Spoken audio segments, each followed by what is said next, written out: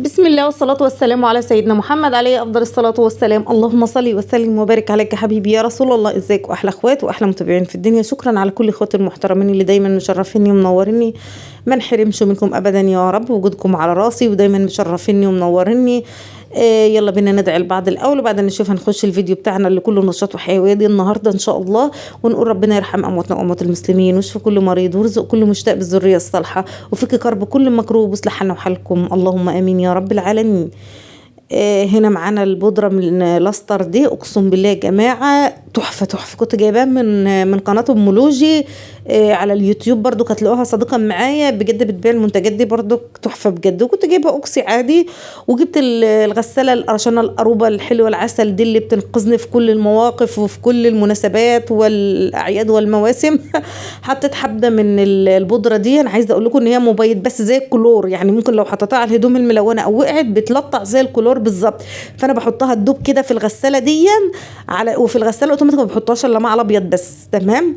هنا بقى فرغت كيس الاوكسي في العلبة بتاعة المسحوق، وقمت بقى مشغلة الغسالة مليتها مية سخنة وسبتها بقى تدوب كده، ومليت البانيو مية علشان ايه الهدوم اللي تطلع احطها بقى في البانيو كده. كان عندي هريتين صابون كده. عايزة اقول لكم ان حاجة زمان دي كانت بركة، اقسم بالله بركة يا جماعة بركة. يعني اكيد احنا الجيل بتاعنا كله غسل على الغسالة العادية بقى الاستانلس والحاجات دي. كنا يوم ما بنغسل بنحس ان البيت كله نظيف، كله بيلمع، كله بيلضي، كل حاجه فيه نظيفه.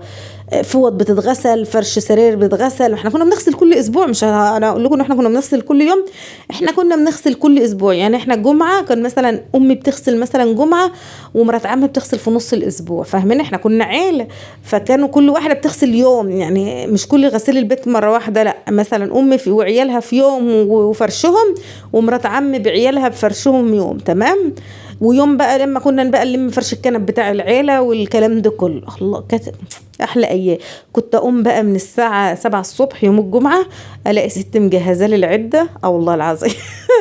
ذكريات ذكريات. انا شغلت الغساله بشغلها مرتين يعني هي بتاخد ربع ساعه غسيل، بعملها نص ساعه. يعني مثلا بقلب البقره وارجع ما تخلص اقوم قلبها تاني، بس بتخلي الهدوم ايه بقى فل فل والله العظيم. عايزه اقول لكم ان هي صغيره كده، هي ما اعرفش 3 كيلو ولا 4 كيلو والله ما اعرف. كنت جايباها دي اساسا ماركتها فريش، هي بلاستيك كلها في بعضها كده. بس عايزه اقول لكم ايه، اروبه اروبه.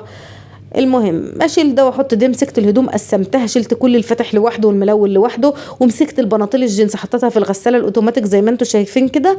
قلت بقى ايه البناطيل الجينز تقيله ماشي، وهشيل فرش السرير بس مش هغسلهم النهارده، هقسم الشغل على يعني هقسم الغسيل على يومين 3 تبع ما يكون. المهم ان انا امسك البيت ده كل حاجه اغسلها فيه لان انا قرفانه بجد يعني. عايزه اقول لكم ان انا من النوع اللي ما اعرفش يعني بزهق، عايزه كل حاجه تبقى مغسوله نظيفه. عايزه اقول لكم ان السجاد عندي عايز يتغسل وعلها عيني والله العظيم، الجو مش مساعدني، وزي ما قلت لكم عندي شويه شغل في البيت فهموت واغسله، بس غصب عني مش عارفه اغسله دلوقتي. فالله المستعان، هنعمل كل حاجه باذن الله. واهم حاجه تكوني انت نيتك صافيه، وتكوني انت حابه شغل بيتك والله العظيم. اوعي تكسلي واوعي تقولي ربنا هيجازيكي، والله العظيم ربنا هيجازينا على عملنا ده. اوعوا تفتكروا ان احنا بنعمل كده لله وللوطن، لا لا، ربنا هيكافئنا له لان هو مديلنا ده وعارف ان احنا قد. اوعي تقولي انا ما بعمل لمين، انا خدامه عندهم، لا انت مش خدامه عندهم. انت ربنا مديكي نعمه فحافظ عليها، مديكي ولادك غيرك مش لاقيهم، مديكي بيت غيرك مش لاقيه، مديكي مطبخ غيرك مش لاقيه. فبصي لكل حاجه حلوه عندك هتحبي بيتك. بصي عارفه الصينيه اللي انا بغسلها دي، اقسم بالله احمد ربنا ان هي عندك كل ما تتخيلي. انا عامه كل يوم الصبح اقول الحمد لله يا رب، وكلتك امري وامر ولادي وامر بيتي وامر حالي. اللهم ديمها عليا نعمه واحفظها من الزوال يا رب العالمين. ربنا يدينا الصحه ونعمل لهم، ربنا يقوينا ونقوم ونعمل ونغسل بيتنا وننظفه. الشغل صحه، الشغل صحة. ربنا يكفيكوا شر المرض والقعدة، القعدة دي مرة. ربنا ما يحكوش لحد لنفسكم ان انتوا تقوموا تخدموا نفسكم وتشوفوا مصالح بيتكم بنفسكم. والله العظيم مش شيخة بقى وبقول كلام، لا لا، انا حاجات كتير الواحد مر بها وبنتعلمش من الدنيا دي بالسهل يعني. بنشوف مناظر قدامنا كتير وبنشوف حاجات مش راضية، الناس مش راضية بنعمة ربنا عليهم، انما هم لو بصوا هيلاقوهم في نعمة كبيرة قوي قوي قوي احسن من غيره.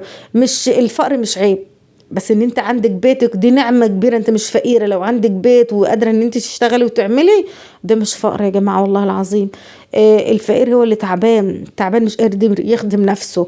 الفقير هو اللي مش قادر يروح يشتغل ويجيب اكل لعياله ولبيته. فاللهم دمها علينا نعمة واحفظها من الزوال المرة المليون والالافات والدشليون مرة هقول الحمد لله، الحمد لله على نعمة ربنا علينا، الحمد لله فضل ونعمة يا رب العالمين.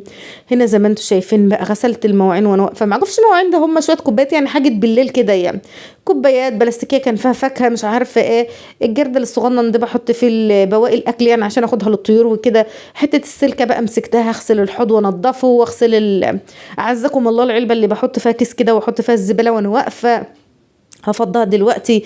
الفوطه غسلتها مره واتنين ومسحت البوتاجاز ومسحت الرخامات والحمد لله. وعمال الغساله شغاله كنت بدخل اعمل هنا، نظفت اوضتنا وغيرت الفرش بتاعها. هنا زي ما انتم شايفين اعزكم الله شلت كيس الزباله ربطته وغسلت العلبه اللي بعلقها في الضلفه كده عشان احط فيها كيس نظيف. اي حاجه بقى بتسهل عليها احسن ما افتح جردل الزباله الكبير، بقوم رابطه الكيس وحطاه في الجردل الكبير وبعدين بقوم حاطه فيها كيس وانا واقفه على الحوض بقى واكلين فاكهه كيس شيبسي كالو مش عارفه، لان انا اصلا بطبخ تحت في الدور التحتاني يعني لو حد عارف. المهم روقت المطبخ وخليته فل شمعة منورة. بوتاجازنا سيبكم الطماطمية دي كانت على الحضور كنتها، البوتاجاز اتلمع دي يا جماعه. حد سالني ده بلاط اللي انا حطاه على البوتاجاز ده والبوتاجاز اللي تحت بلاط عشان ما بشغلش العين الكبيره. اي بلاطه سيراميك عندك بتحطها كده بس بتحمي العين من الزيت والحديد وكده فبتنضف العين وكده. المهم البنات كانوا جابوا هنا قالوا هنغير فرش الاوضه بتاعتهم، قلت لهم خلاص بس هصور كده وبعدين اشتغلوا براحتكم. بس انا عملتها مع رودين، نظفنا الشباك وشلنا الفرش وغيرنا زي ما انتم شايفين كده الدفايات والمكتب اتمسح وشلنا السجاده ومسحنا الارضيه بميه سخنه. عايزه تنضفي بلاطك وتخليه بالماء ميه سخنه، اغسلي البلاط صيف وشتاء بميه سخنه. اول حاجه لو حاجه لازقه فيها ولا حاجه هتبقى زي الفل. وكمان خلصت دوار الغسيل طلعت نشرت. عايزه اقول لكم ريحه الغسيل مهففه على الحبل شكله يفتح النفس، ابيض وفوط والوان الناحيه دي والناحيه التانيه. وزي ما قلت لكم ان انا حاطه البلاستيك المشمع ده لو الدنيا شتت ولا حاجه بنحطه على الهدوء. نزلت بقى يعني خلصت فوق ونزلت عملت بقى، كان عندي شويه رز اللي هو كشر الفول وقمت عامله كمان طلعت كيس باميه عملته وقلت بطاطس صوابع وحبه مخلل زيتون. واللهم دمها علينا نعمه واحفظها من الزوال يا رب العالمين.